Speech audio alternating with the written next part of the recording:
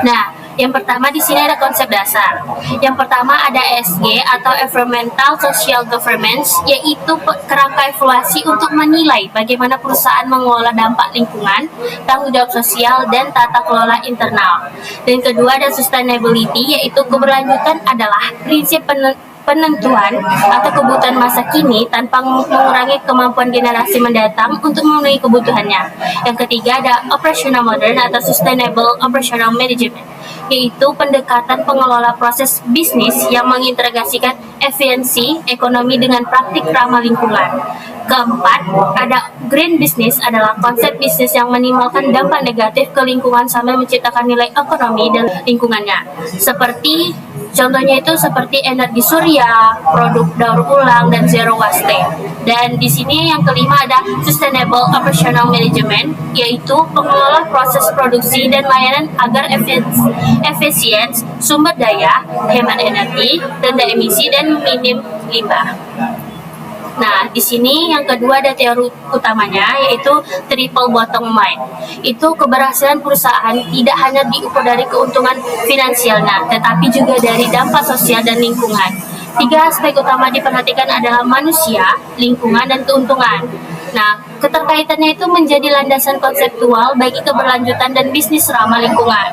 Yang selanjutnya ada natural resource business view. Nah, ini pengelolaan sumber daya yang efisien dan berwawasan lingkungan dapat menjadi sumber keunggulan kompetitif bagi perusahaan. Nah, keterkaitannya juga menjadi landasan bagi manajemen operasional berkelanjutan guna mencapai efisiensi proses kerja. Selanjutnya di sini ada teori stakeholder.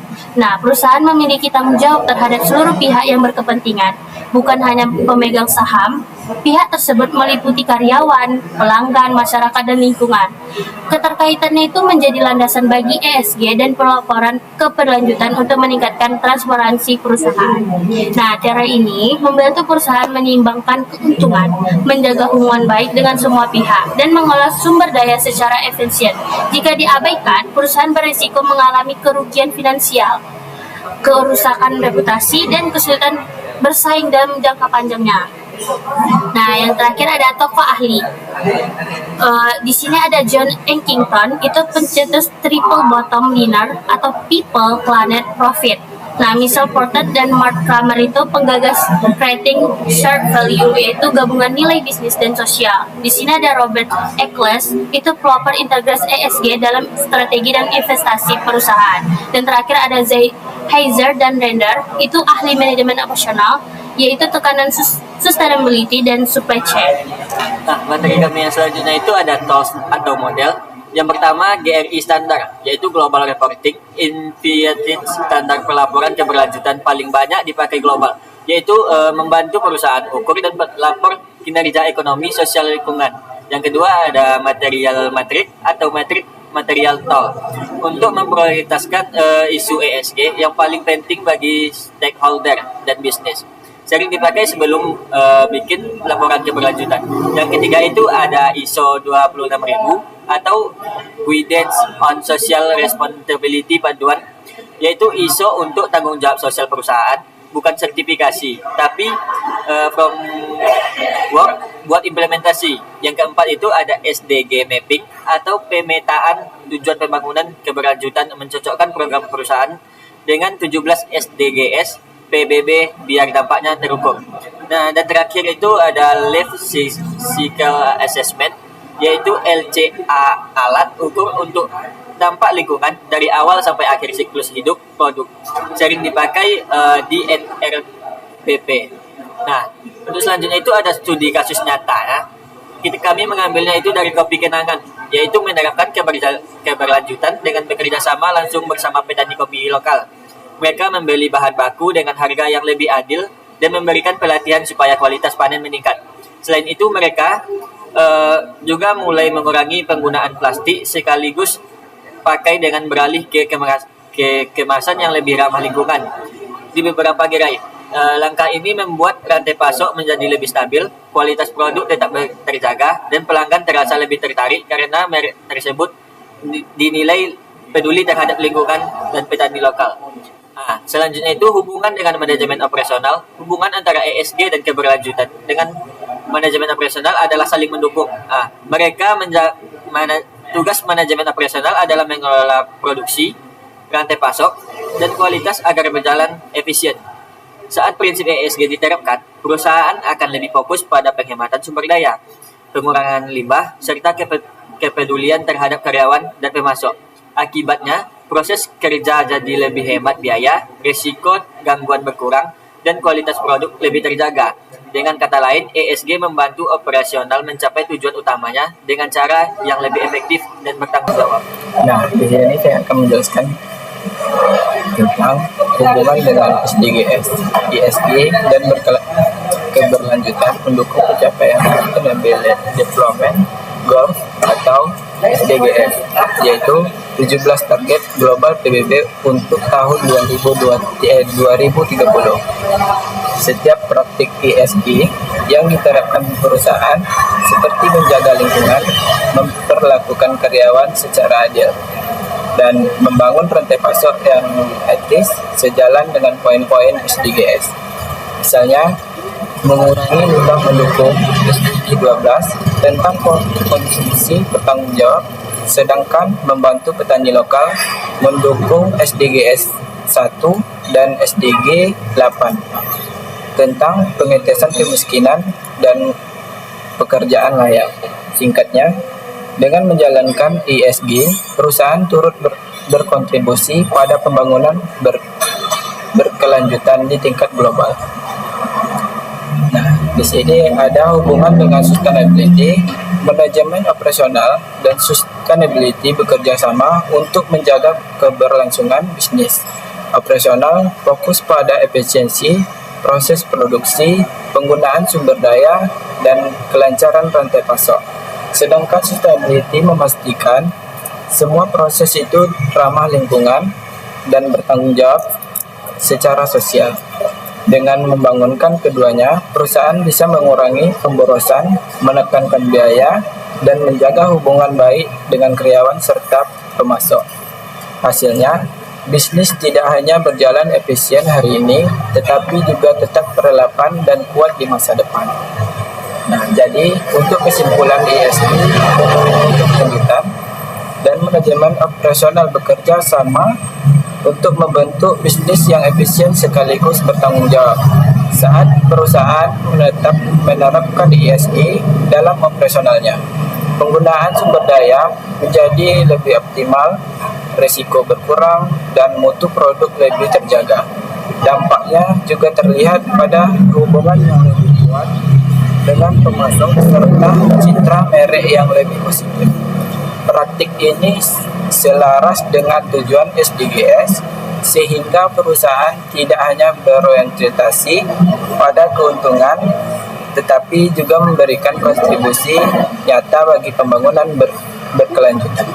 Dengan kata lain, integrasi ESG dan manajemen operasional membuat bisnis lebih unggul saat ini dan tetap berkelanjutan di masa depan.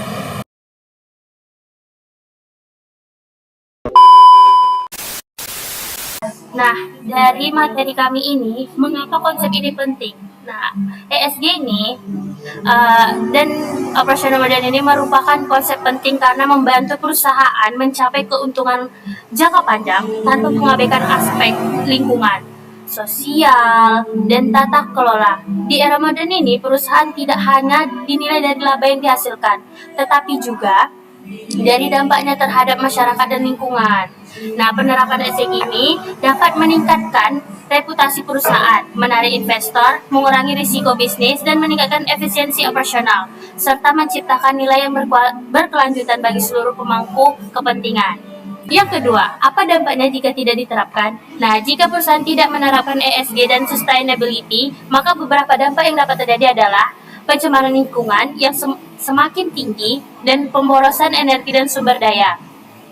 Yang ketiga, menurunnya kepercayaan investor dan konsumen. Terus, risiko hukum akibat pelanggaran regulasi lingkungan, reputasi perusahaan menjadi buruk. Nah, sulit bersaing di pasar global yang semakin memperhatikan keberlanjutan dalam jangka panjang. Perusahaan dapat mengalami penurunan profitabilitas dan kehilangan peluang bisnis. Yang ketiga, bagaimana penerapan di Indonesia?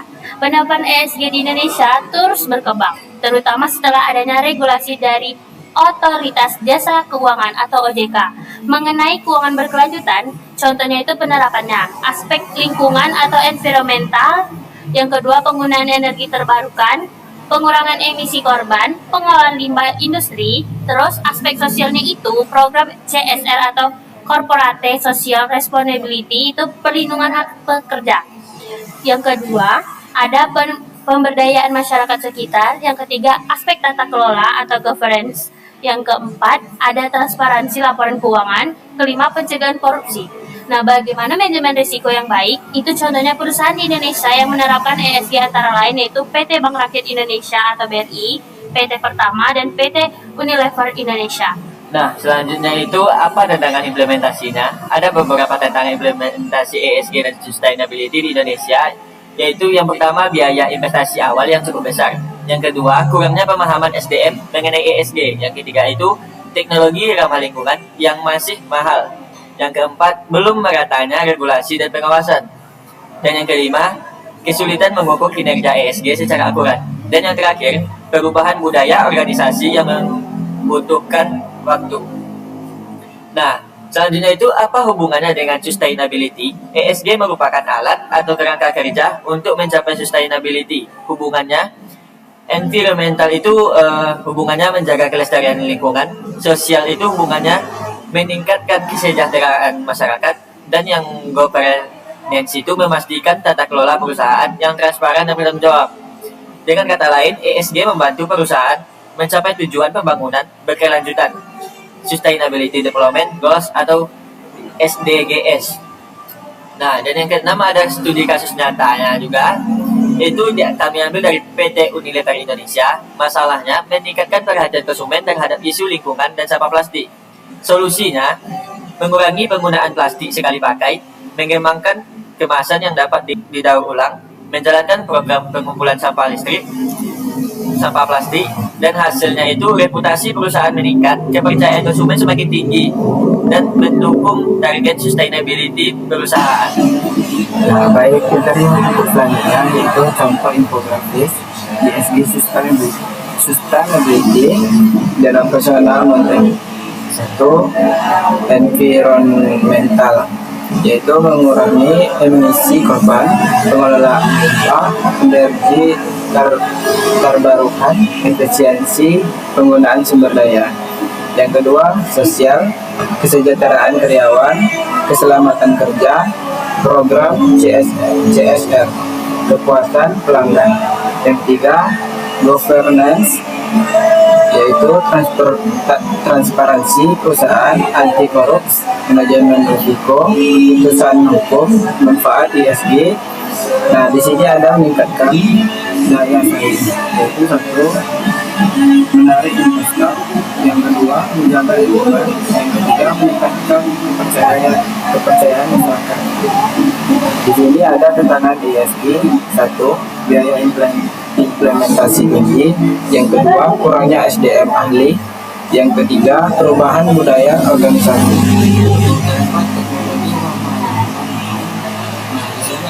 Studi kasus yang pertama Unilever Indonesia, yang kedua mengurangi penggunaan plastik, yang ketiga program daur ulang kemasan, yang keempat mendukung ekonomi sirkular.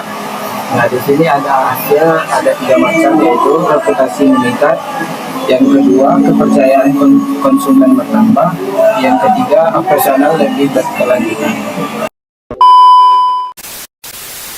Baiklah, sekian dari kelompok kami. Lebih dan kurangnya kami mohon maaf. Kami akhiri. Assalamualaikum warahmatullahi wabarakatuh.